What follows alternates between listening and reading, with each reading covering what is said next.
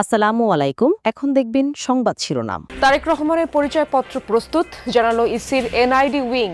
রাতে দীর্ঘ সময় মা খালেদা জিয়ার শয্যা পাশে বিএনপির ভারপ্রাপ্ত চেয়ারম্যান।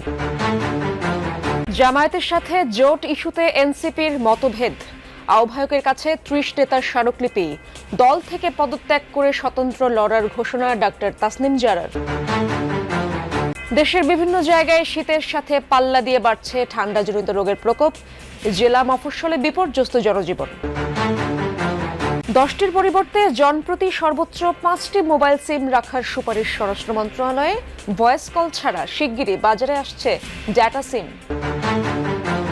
বিপিএল এর নাটকীয় ম্যাচে শেষ বলে নোয়াখালীকে হারালো সিলেট।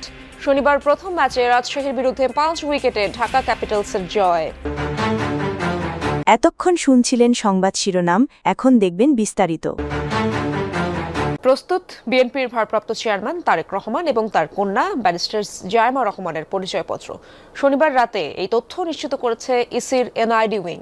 তবে চূড়ান্ত ভোটার তালিকায় নাম অন্তর্ভুক্ত করার আবেদন আজ কমিশনের সামনে পেশ করা হবে। আইন অনুযায়ী কমিশন সভার অনুমোদনের পরই উঠবে ভোটার তালিকায় নাম। এরপর মনোনয়নপত্র তোলা এবং দাখিলের সময় পাবেন একদিন। প্রায় 18 মাস কার অন্তরীণের পর 2008 সালের সেপ্টেম্বরে 1/11 সরকারের সময় সপরিবারে দেশ ত্যাগে বাধ্য হন বিএনপির ভারপ্রাপ্ত চেয়ারম্যান তারেক রহমান। একই বছর ছবিসহ ভোটার তালিকা কার্যক্রম শুরু করে তৎকালীন শামসুল হুদা কমিশন। ফলে দীর্ঘ 17 বছর ভোটার তালিকায় নেই তার নাম। অবশেষে দেশের মাটিতে পা রাখার 3 দিন পর সেই অপেক্ষার অবসান ঘটাতে নির্বাচন কমিশনে তারেক রহমান। শনিবার সরকারি ছুটির দিন হলেও সকাল থেকে সার্বিক প্রস্তুতি নেয় ইসির জাতীয় পরিচয় নিবন্ধন অনুবিভাগ। দুপুরে 1টার দিকে আগারগাঁও ইসি সচিবালয়ের পাশে ইটিআই ভবনে প্রবেশ করেন তারেক রহমান। সংরক্ষিত কক্ষে গিয়ে ভোটার ফর্মের তথ্য যাচাই করেন। এরপর ছবি তোলা, 10 আঙ্গুলের ছাপ, চোখের আইরিশ, স্বাক্ষর প্রদানের মাধ্যমে নিবন্ধন সম্পন্ন করেন। এর প্রায় আধ ঘন্টা আগে মা ডাক্তার জুবাইদা রহমানকে সাথে নিয়ে তারেক রহমানের মেয়ে জায়মা রহমান একই কক্ষে প্রবেশ করেন। এ সময় ভোটার হওয়ার সকল প্রক্রিয়া সম্পন্ন করেন জায়মা রহমানও। নিবন্ধন কার্যক্রম শেষ করে সবাইকে শুভেচ্ছা জানিয়ে নির্বাচন কমিশনের এলাকা ত্যাগ করেন তারেক রহমান। জামায়াতের সাথে জোট নিয়ে নীতিগত আপত্তি জানিয়ে জাতীয় নাগরিক পার্টির আহ্বায়ক নাহিদ ইসলাম বরাবর স্মারকলিপি দিয়েছেন দলটির 30 নেতা। যে তালিকায় রয়েছেন যুগ্ম সদস্য সচিব মুশফিক সালেহিন, খালেদ সাইফুল্লাহ, সাইফ মোস্তাফিজ, নুসরাত তাবাসসুম সহ আরও অনেকে। স্মারকলিপিতে গুরুত্বপূর্ণ কিছু নীতিগত বিষয়ে গভীর উদ্বেগের কথা জানানো হয়। সম্প্রতি জামায়াত ইসলামী সহ 8 দলীয় জোটের সঙ্গে আসন সমঝোতার সম্ভাবনা নিয়ে যে আলোচনা হচ্ছে সে বিষয়ে তাদের আপত্তির কথা জানানো হয়। বলা হয়, জুলাই গণঅভ্যুত্থানের পর বিগত 1 বছর ধরে জামায়াত ও ছাত্র শিবিরের বিভাজনমূলক রাজনৈতিক কর্মকাণ্ড দেখা গেছে। অন্যান্য দলের ভেতর গুপ্তচরবৃত্তি, স্যাবোটাজ, এনসিপির ওপর নানা অপকর্মের দায় চাপানোর অপচেষ্টা ভবিষ্যতের জন্য অশনি সংকেত। তাছাড়া ছাত্র সংসদ নির্বাচনগুলোয় মিথ্যা ও অপপ্রচার, অনলাইনে এনসিপির নারী সদস্যদের চরিত্রহনন, ধর্মকে কেন্দ্র করে সামাজিক ফ্যাসিবাদের উত্থানও লক্ষ্য করা গেছে। স্মারকলিপিতে জামায়াতের সঙ্গে রাজনৈতিক জোটে না যাওয়ার বিষয়টি স্পষ্ট করা হয়। জানানো হয়, 71 ইস্যুতে জামায়াতের সাথে এনসিপির মূল্যবোধ সাংঘর্ষিক। এদিকে এনসিপি থেকে পদত্যাগ করে ঢাকা 9 আসনে স্বতন্ত্র প্রার্থী হিসেবে নির্বাচনের ঘোষণা দিলেন ডক্টর তাসনিম জারা। এদিকে এনসিপি থেকে পদত্যাগ করে ঢাকা 9 আসনে স্বতন্ত্র প্রার্থী হিসেবে নির্বাচনের ঘোষণা দিলেন ডক্টর তাসনিম জারা। শনিবার ভেরিফাইড ফেসবুক পেজ থেকে তাসনিম জারা জানান, তার স্বপ্ন ছিল একটি রাজনৈতিক দলের প্ল্যাটফর্ম থেকে সংসদে গিয়ে মানুষ ও দেশের সেবা করার। তবে বাস্তব প্রেক্ষাপট বিবেচনায় তিনি কোনো নির্দিষ্ট দল বা জোটের প্রার্থী হিসেবে নির্বাচনে অংশগ্রহণ না করার সিদ্ধান্ত নিয়েছেন। নতুন রাজনৈতিক সংস্কৃতি গড়ার প্রতিশ্রুতি রক্ষায় স্বতন্ত্র প্রার্থী হিসেবে নির্বাচন করার কথা জানান তিনি। এনসিপির সম্ভাব্য প্রার্থী হওয়ার ঘোষণা দিয়ে ফেসবুকে তাসনিম যারা গণচাঁদার মাধ্যমে 47 লক্ষ টাকা তুলেছিলেন।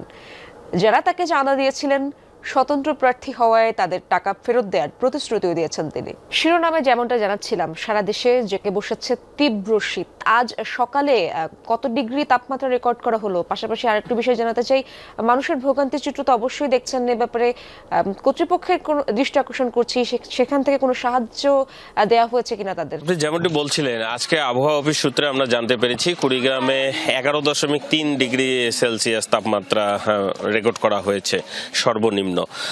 একটা বিষয় জানিয়ে রাখি, কুড়িগ্রামে গেল 5 দিন থেকে 11 ডিগ্রি সেলসিয়াসের মধ্যেই তাপমাত্রার পারদ ওঠানামা করছে।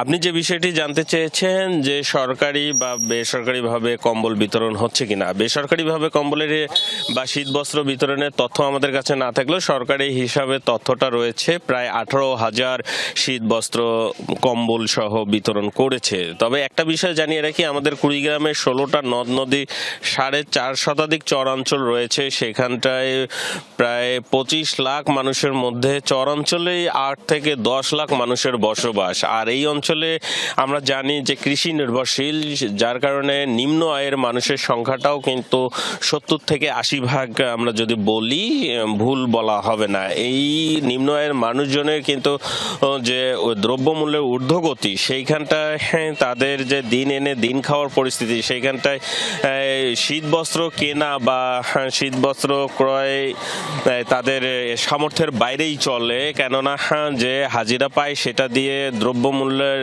আনুষঙ্গিক যে ক্রয় ক্ষমতা সেটা শেষ করেই শীতবস্ত্র কেনার উপায়টা থাকে না। যার কারণে এই অঞ্চলে মানুষের দাবিটা হচ্ছে যে দ্রুত এই শীতকালীন সময় তারা যদি শীতবস্ত্রের দ্রব্যমূল্য দাম কমায় দেয়, তাহলে সেই ক্ষেত্রে এই অঞ্চলে যে খেটে খাওয়া মানুষ রয়েছে তাদের ক্রয় ক্ষমতার মধ্যে চলে আসবে। তখন শীতের যে ভোগান্তিটা রয়েছে সেটা কিছুটা হলেও তারা লাঘব করতে পারবে। 1 জানুয়ারি থেকে এক এনআইডির বিপরীতে 5টির বেশি সিম কেনা যাবে না।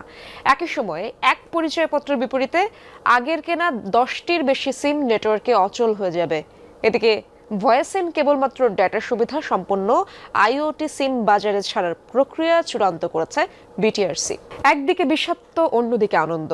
কোচের মৃত্যুর শোকের দিনে রাজশাহী ওয়ারিয়র্সকে 5 উইকেটে হারিয়েছে ঢাকা ক্যাপিটালস। ইমাদ নাসিরের ঘূর্ণিতে মাত্র 132 রানে থামে শান্ত রাজশাহী। প্রথম বলেই স্বদেশী ইমাদ ওয়াসিমের শিকার সাহিব জেদা ফারহান। 20 করা তানজিদ তামিমকে সাজঘরের পথ দেখান নাসির হোসেন। স্কোরবোর্ডে তাদের সংগ্রহ দাঁড়ায় 5 উইকেটে 85 রান। নাজমুল শান্ত করেন 37 রান। শেষ দিকে নেওয়াজের অপরাজিত 26 রানে ঢাকাকে 133 রানের লক্ষ্য দেয় রাজশাহী। জবাবে সাইফকে ফিরিয়ে ঢাকা শিবিরে প্রথম আঘাত হানেন তানজিম সাকিব। এক প্রান্ত আগলে রেখে জয়ের ভিত গড়ে দেয়া মামুন থামেন 55 রানে। 22 রান করে নাসির ফেরেন ক্যাচ দিয়ে। শেষ দিকে সাব্বির রহমানের 21 রানের 7 বল হাতে রেখে জয়ের বন্দরে পৌঁছে যায় ঢাকা। 8 জানুয়ারির মধ্যে টি-20 বিশ্বকাপের দল জমা দিতে হবে আইসিসির কাছে। বিসিবি সেই সময়ের আগে আইসিসির কাছে 15 সদস্যের স্কোয়াড জমা দেবে, তবে সেই দল প্রকাশ করবে না বোর্ড। 31 জানুয়ারির মধ্যে স্কোয়াডে পরিবর্তন আনার সুযোগ থাকায় জানুয়ারির 3য় সপ্তাহ নাগাদ চূড়ান্ত দল দেবে ক্রিকেট বোর্ড।